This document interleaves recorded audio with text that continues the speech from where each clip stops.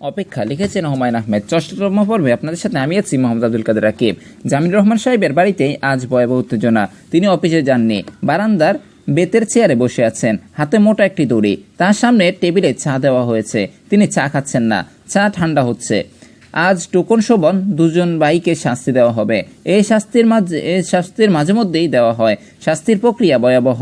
ফাতেমা চিন্তার মুখে হাঁটাহাঁটি করছেন। শোভন টোকনের ঘরে ঢুকে তালা মেরে দেওয়া হয়েছে। যথাসময়ে তালা খুলে জামিলুর রহমান সেই ঘরের দড়ি হাতে ঢুকবেন, ভেতর থেকে দরজা বন্ধ করে দেবেন। পরের 1 ঘন্টা ভেতর থেকে পশুর গোংরানির মতো শব্দ আসবে। ফাতেমা স্বামীর সামনে দাঁড়ালেন, নিচু গলায় বললেন, চা ঠান্ডা হয়ে গেছে, আরেক কাপ বানিয়ে দেব? জামিলুর রহমান বললেন, না।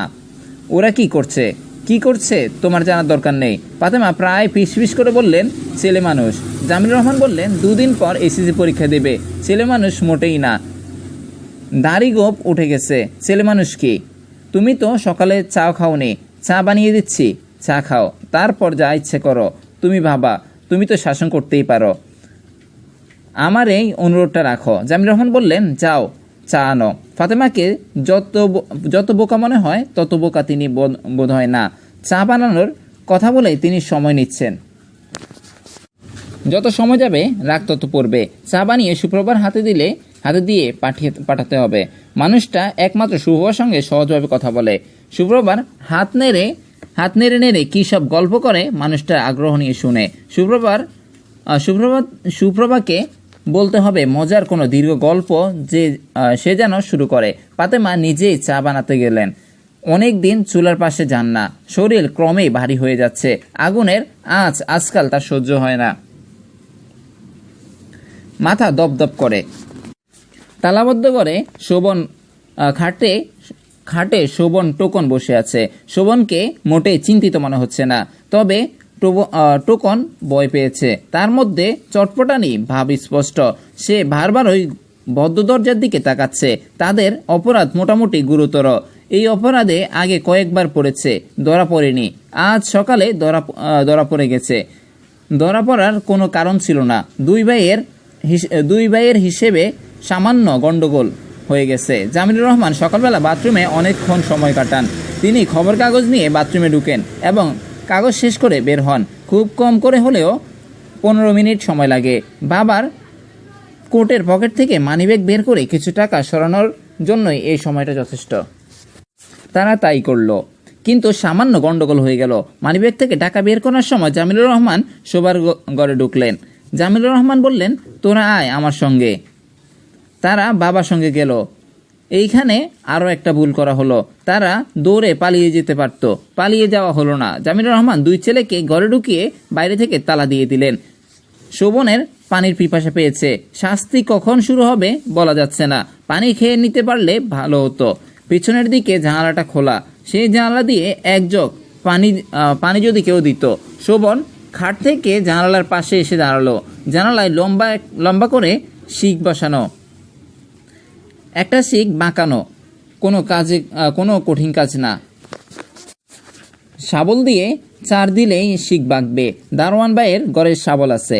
জানালার পাশে ইমনের মুখ দেখা গেল।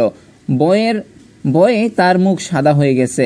টোকন শোভন 2 ভাই তার খুব প্রিয় মানুষ।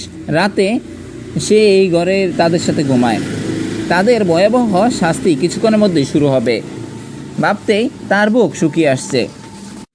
এর আগের বার শোভন অজ্ঞান হয়ে পড়েছিল। ডাক্তার আনতে হয়েছে, স্যালাইন দিতে হয়েছে। আজও নিশ্চয়ই সেরকম হবে। ইমন, যা চট করে 1 জগ পানি নিয়ে আয়। ইমন ছুটে গেল পানি আনতে। পানির জগ শিকের পাক দিয়ে ঢুকছে না।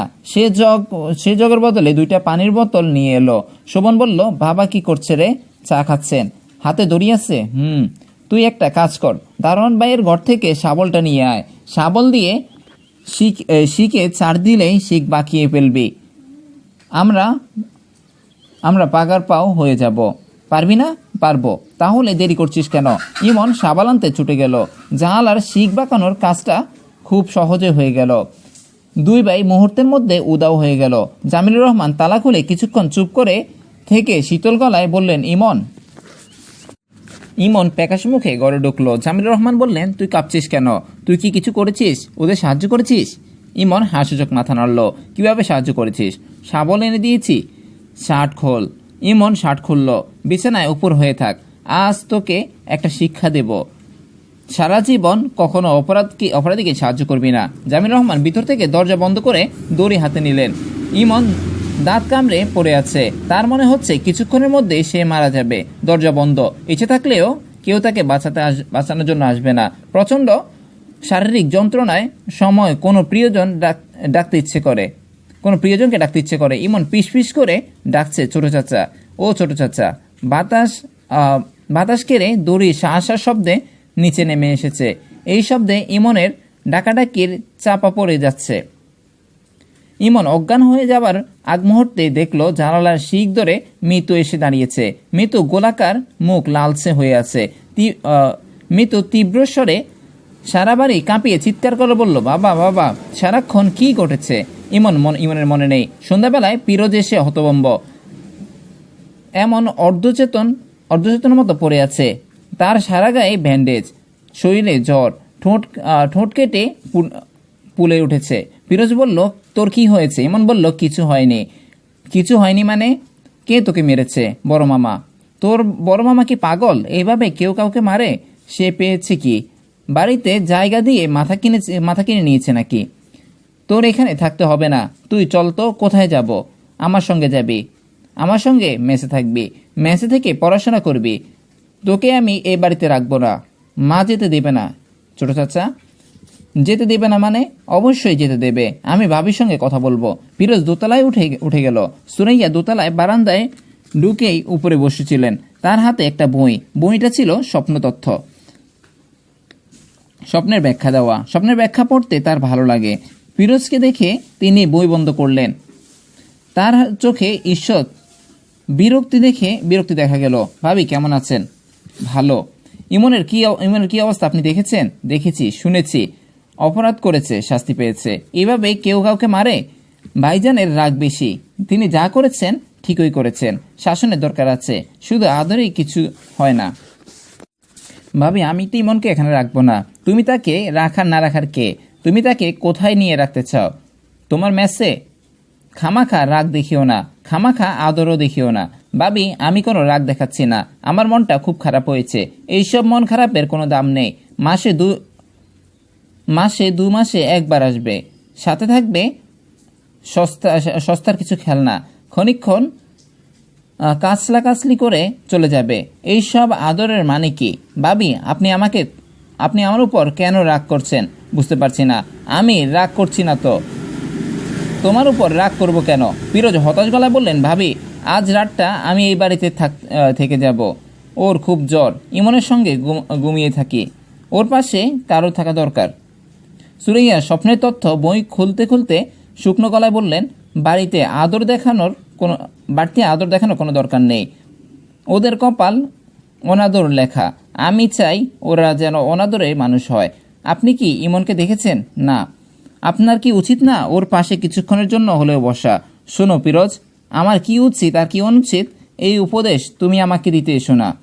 আমি কাউকে উপদেশ দিই না। আমিও চাই না কেউ আমাকে উপদেশ দিক। এক কাজ করো, আজ তুমি চলে যাও, অন্য একদিন আসো। আজ তুমি উত্তেজিত। আমি নিজেকে সারাক্ষণ উত্তেজিতের মধ্যে থাকি। অন্যের উত্তেজনা আমার ভালো লাগে না। চলতে বলছেন? হ্যাঁ, চলে যেতে বলছি। জামিল ভাইয়ের সঙ্গে একটু কথা বলতে যাই। অবশ্যই তুমি তার সঙ্গে কথা বলবে না। সুরাইয়া স্বপ্নের বই খুলে বসলেন। সাপ দেখলে শত্রু বৃদ্ধি পায়, সাপ কামড়ালে দেখলে অসুখ হয়, সাপ মারতে দেখা শুভ, শত্রু বিনাশ হয়। সাপ ও সাপিনীর সঙ্গ লাগা অবস্থায় দেখলে ধন সম্পত্তি কিংবা পুত্র সন্তান প্রাপ্তি। ইমনের জ্বর কমছে।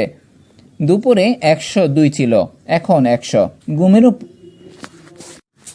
ঘুমের ওষুধ দেওয়ার কারণে সে সন্ধ্যা পর্যন্ত ঘুমিয়েছে। সারাদিন কিছু খায়নি। কিছুক্ষণ আগে এক বাটি স্যুপ খেয়েছে। তার মাথায় কাছে সুপ্রভা বসে আছে। সুপ্রভা তাকে গল্পের বই পড়ে শোনাচ্ছে। ইমনের গল্প শুনতে মোটেও ভালো লাগছে না। বেচারি এত আগ্রহ নিয়ে পড়ছে বলে ইমন কিছু বলছে না। সুপ্রভা মাথা দুলিয়ে পড়ছে।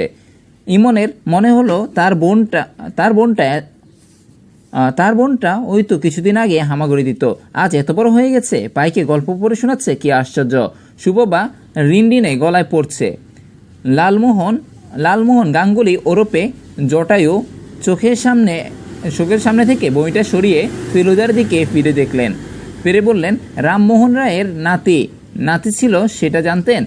ফেলুদার মুখের উপর রুমাল চাপা, তাই সে শুধু মাথা নাড়িয়ে না জানিয়ে দিল। এই ছিল আমাদের আজকের পর্ব। পরবর্তী পর্বগুলো পেতে অবশ্যই চোখ রাখুন আমাদের স্বপ্ন ডায়েরি ইউটিউব চ্যানেলটিতে। সেই পর্যন্ত ভালো থাকবেন, সুস্থ থাকবেন। আসসালামু আলাইকুম ওয়া রাহমাতুল্লাহি ওয়া বারাকাতুহু।